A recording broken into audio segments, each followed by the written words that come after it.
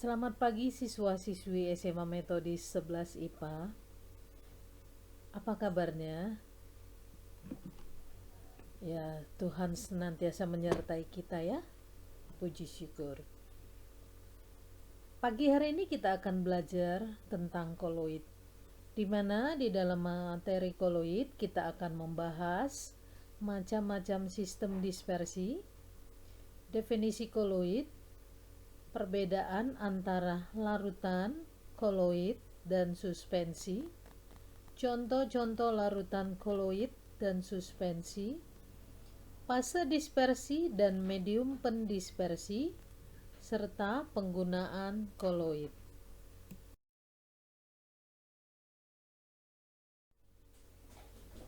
Sistem dispersi dapat dibagi tiga, yaitu dispersi kasar atau suspensi, dispersi koloid, yang ketiga dispersi molekular atau larutan sejati. Di mana suspensi kasar contohnya air ditambah dengan pasir. Kita masih bisa memisahkan pasir dengan airnya. Kemudian dispersi koloid contohnya air dengan putih telur. Kita tidak dapat memisahkan antara putih telur dan airnya. Begitu juga untuk larutan sejati, contohnya air dengan garam.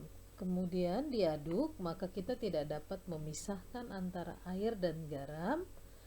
Itu dikatakan dengan larutan sejati.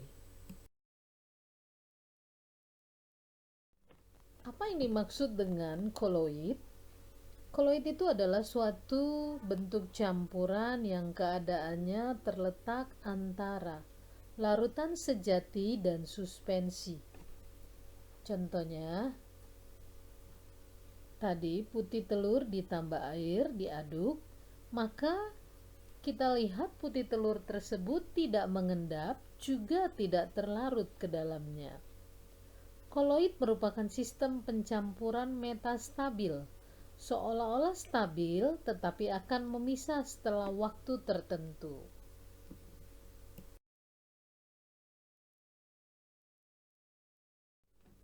Kita dapat membedakan antara larutan sejati, koloid, dan suspensi seperti yang saya sebutkan tadi. Contohnya, larutan sejati campuran gula dan air diaduk, maka kita tidak dapat melihat perbedaan antara air dan gula.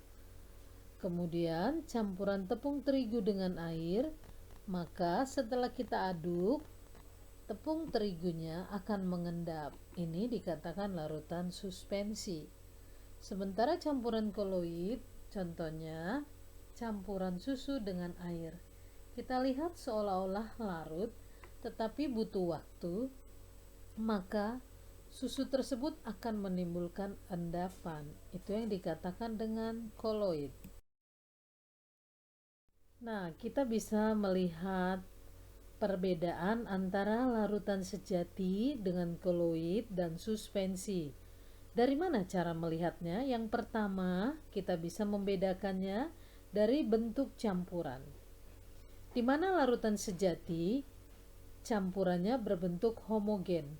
Artinya, tidak dapat dipisahkan antara zat terlarut dengan pelarutnya, walaupun menggunakan mikroskop ultra. Lalu, koloid secara makroskopis bersifat homogen, tetapi dapat juga heterogen jika dilihat dengan mikroskop ultra. Suspensi bentuknya heterogen, artinya masih dapat dipisahkan antara zat terlarut dengan pelarutnya. Kemudian yang kedua berdasarkan ukuran partikel.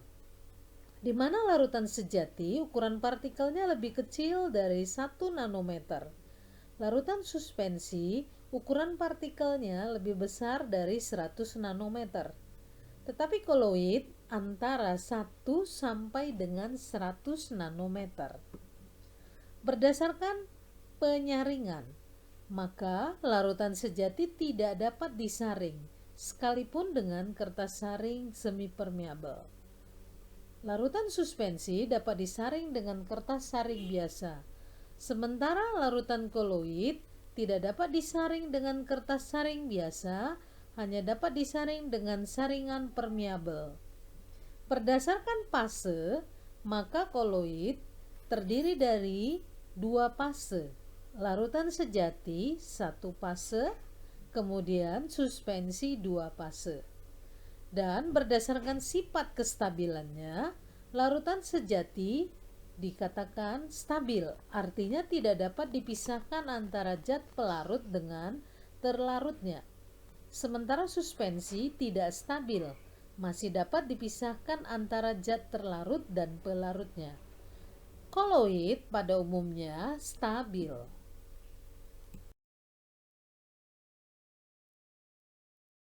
Ini contoh gambar dari mikroskop elektron, mikroskop ultra, dan mikroskop cahaya, di mana larutan koloid dapat dilihat lewat mikroskop elektron ataupun mikroskop ultra. Contoh-contoh larutan sejati: larutan gula, larutan garam, spiritus, alkohol, larutan cuka, ini dan lain sebagainya. Ini termasuk contoh larutan sejati. Contoh koloid misalnya sabun, susu, santan, jeli, selai, mentega, dan mayones. Contoh suspensi: air sungai yang keruh, campuran air dengan pasir, campuran kopi dengan air, campuran minyak dengan air, dan sebagainya.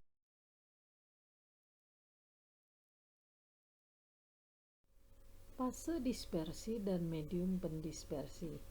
Di dalam larutan koloid secara umum ada dua zat sebagai berikut: zat terdispersi dan zat pendispersi.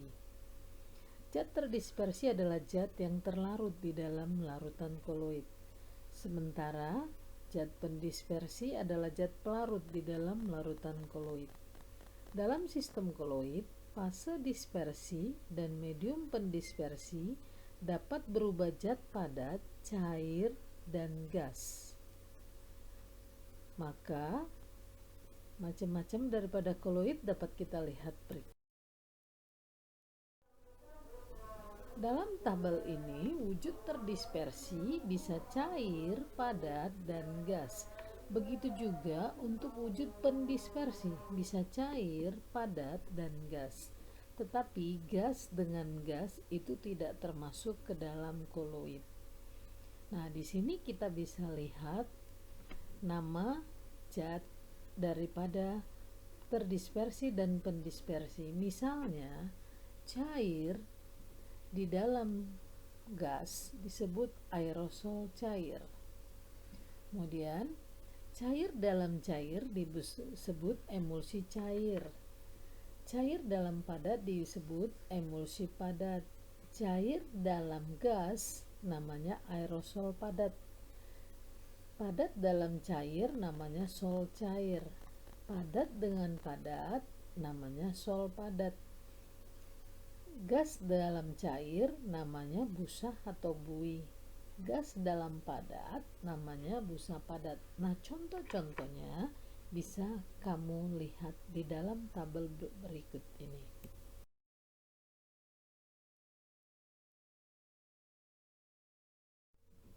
Jadi yang dimaksud dengan aerosol adalah medium pendispersinya gas. Jadi setiap partikel yang padat terdispersi dalam gas disebut aerosol padat, sedangkan cair terdispersi dalam gas maka disebut aerosol cair. Contoh aerosol padat: asap, debu dalam udara. Contoh aerosol cair: kabut dan awan.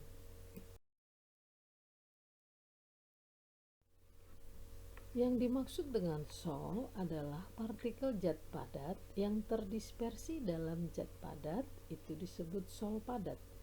Sementara zat padat terdispersi dalam cair disebut sol cair. Contoh sol: air sungai, tanah liat, sol sabun, sol deterjen, sol kanji, tinta, dan cat. Emulsi adalah sistem koloid yang terdispersinya cair. Jadi zat cair dalam padat disebut emulsi padat. Zat cair dalam cair disebut emulsi cair. Emulsi cair ini memiliki syarat, yaitu kedua jenis zat cair itu tidak saling melarutkan. Contoh, air dengan minyak itu tidak akan larut. Ada dua macam emulsi cair, yaitu MA dan AM. MA artinya adalah minyak dalam air. Contohnya santan, susu, dan lateks. Sementara AM artinya adalah air dalam minyak. Contohnya mayones, minyak bumi, dan minyak ikan.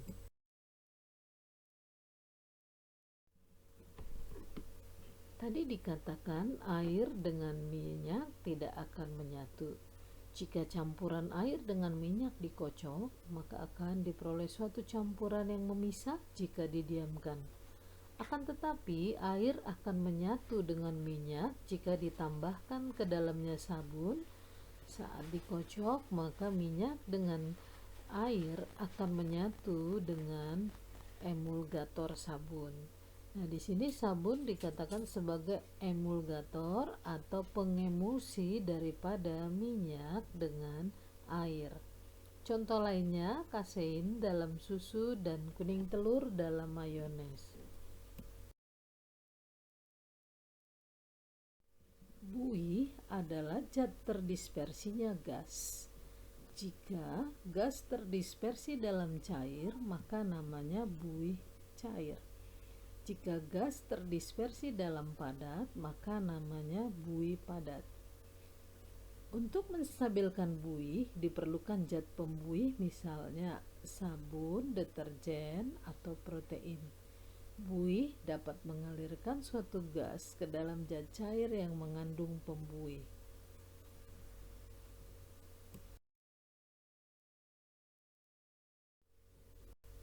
Gel adalah koloid yang setengah kaku atau antara padat dan cair. Contoh gel, agar-agar, lem kanji, dan sebagainya. Gel dapat terbentuk dari satu sol yang terdispersi mengabsorsi medium sehingga terjadi koloid yang agak kaku. Penggunaan koloid ini dalam kehidupan sehari-hari dapat digunakan di dalam industri. Contohnya, industri kosmetik,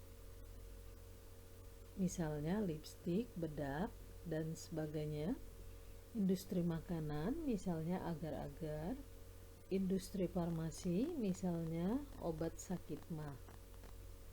Hal ini dilakukan karena koloid merupakan satu-satunya cara untuk menyajikan suatu campuran dari zat-zat yang tidak saling melarutkan secara homogen.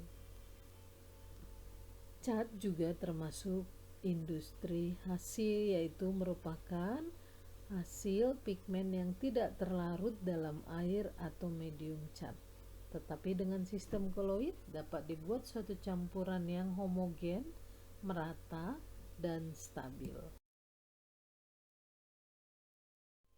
Nah, di sini kamu bisa memperhatikan berbagai industri dan contoh daripada koloid di mana kita dapat mengaplikasikannya dalam kehidupan kita sehari-hari.